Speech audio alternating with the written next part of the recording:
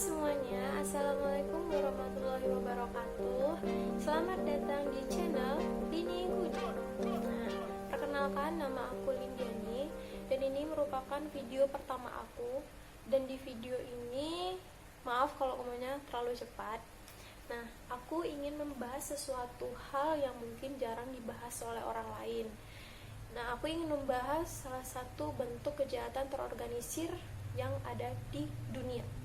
Nah, kejahatan terorganisir ini biasa juga disebut sebagai kejahatan terorganisasi, kejahatan transnasional, atau juga organized crime. Nah, kejahatan ini merupakan kejahatan yang paling sering terjadi dan sering dilakukan oleh kelompok atau organisasi kriminal.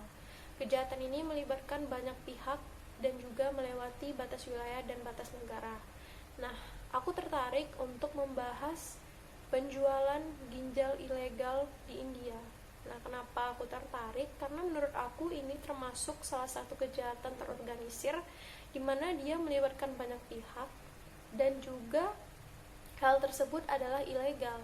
Nah, India merupakan salah satu negara tempat transplantasi ginjal ilegal. Dan dari mana India mendapatkan semua ginjal-ginjal tersebut? India mendapatkan semua ginjal tersebut dari negara Nepal. Nah, Nepal juga merupakan salah satu negara sumber organ.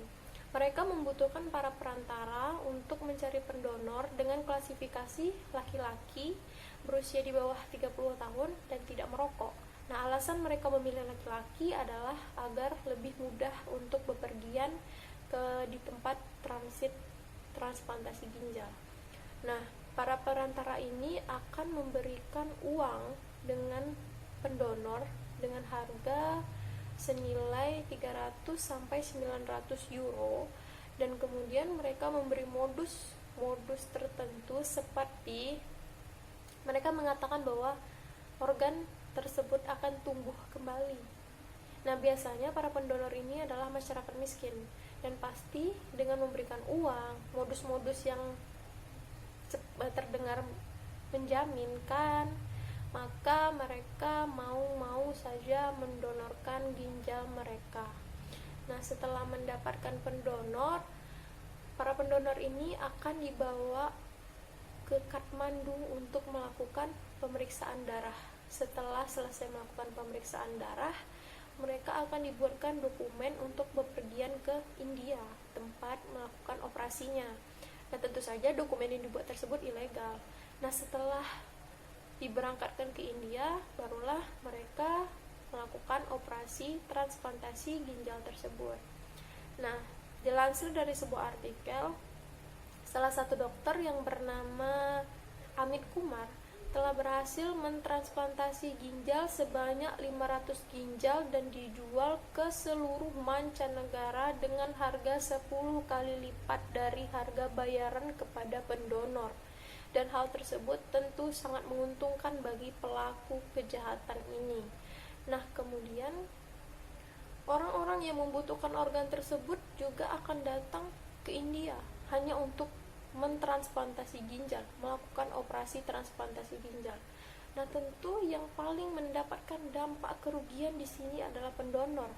Mereka mendapatkan dampak kerugian seperti gangguan kesehatan. Mereka selalu merasakan sakit-sakitan di sekitar punggung, pinggang, dan mereka juga akan mengalami kerugian ekonomi karena uang yang mereka dapatkan dari hasil mendonorkan ginjal mereka habis untuk membeli obat-obatan karena sakit-sakitan yang mereka rasakan pasca operasi. Kemudian mereka tidak bisa mencari pekerjaan, mereka tidak bisa memenuhi kebutuhan keluarga, kebutuhan sehari-hari, dan kemudian mereka juga mendapatkan dampak sosial seperti mereka itu diomongin, diceritakan, dikucilkan, jadi bahan bicara di masyarakat. Bahkan anak-anak mereka juga dijadikan bahan omongan di dalam masyarakat tersebut. Nah, kemudian Dr. Amit Kumar ini merupakan buronan polisi dari tahun 1993 di Bombay. Namun dia selalu lepas dari kejaran polisi. jika salah satu anggota mereka tertangkap, maka mereka akan membentuk kelompok lainnya. Nah, penyidik daerah setempat mengatakan bahwa jaringan ini merupakan jaringan yang sangat besar, dan itulah mengapa dikatakan kejahatan ini sebagai kejahatan terorganisir, karena mereka juga melewati batas-batas wilayah juga dalam melakukan pengedarannya, dalam melakukan penjualannya, dalam melakukan operasinya. Mereka melewati batas-batas negara untuk menjual ginjal-ginjal tersebut, dan mereka juga melibatkan banyak pihak, sehingga kejahatan ini mungkin belum terselesaikan. Nah, bagaimana cara agar kejahatan ini bisa terselesaikan?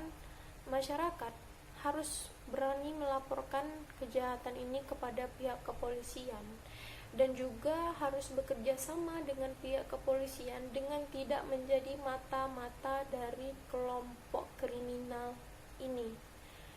Dan juga pemerintah dan pihak kepolisian atau pihak yang berwajib harus mempunyai strategi khusus dalam menyelesaikan kejahatan terorganisir ini, karena jika dibiarkan secara terus-menerus, maka akan semakin banyak kelompok kriminal dalam kasus penjualan ginjal ilegal di India tersebut. Nah, mungkin itu saja yang bisa saya sampaikan di pembahasan kali ini. Pembahasan sih, pembahasan. Selanjutnya akan saya bahas mengenai apa ya, Mbak? Kejahatan